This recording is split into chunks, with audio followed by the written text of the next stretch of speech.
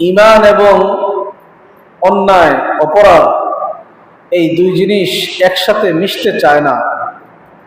তেল পানি যেভাবে একত্রিত হতে চায় না, ঠিক তেমনি ভাবে ঈমান এবং গুনাহ এই দুই জিনিস একজন ব্যক্তির মধ্যে যখন আসে, তখন ওই ব্যক্তি অশান্তি বোধ করে, ওই ব্যক্তি অসুখী, অশান্তি অনুভব করে।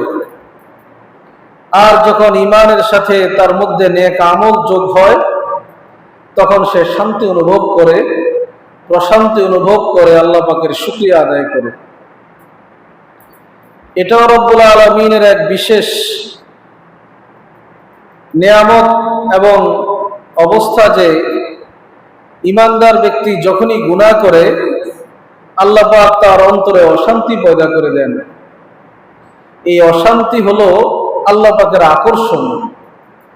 অশান্তির মাধ্যমে তিনি বান্দাকে নিজের দিকে টানেন।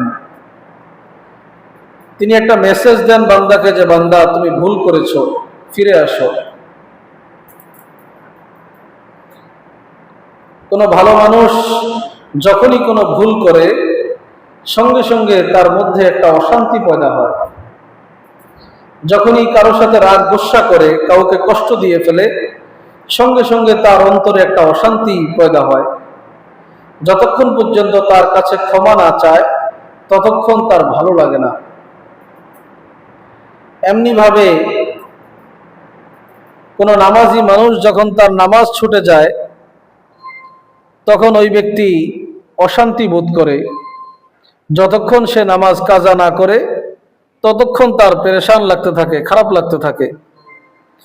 এই যে খারাপ লাগা, এটা আল্লাহর পক্ষ থেকে। আল্লাহ বান্দাকে ফিরায় আনার জন্যে এই অশান্তি পয়দা করে দেন।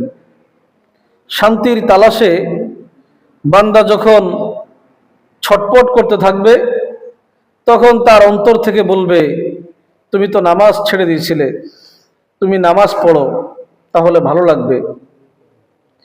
এভাবে আল্লাহ পাক বান্দাকে নিজের দিকে টানতে থাকেন।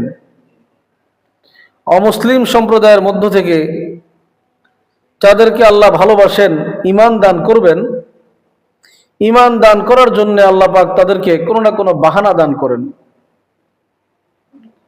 কোনো একজন আলেমের বয়ান, কোনো একজন আল্লাহওয়ালার সাক্ষাৎ, কোনো একটা ভালো বই তার সামনে পড়ে, ওইটা পড়ার পরে তার ভিতরে অস্থিরতা পয়দা হয়, পেরেশানি পয়দা হয়। যেই পেরেশানি দূর করার জন্যে ঈমান আনা ছাড়া তার ওই পেরেশানি দূর হয় না।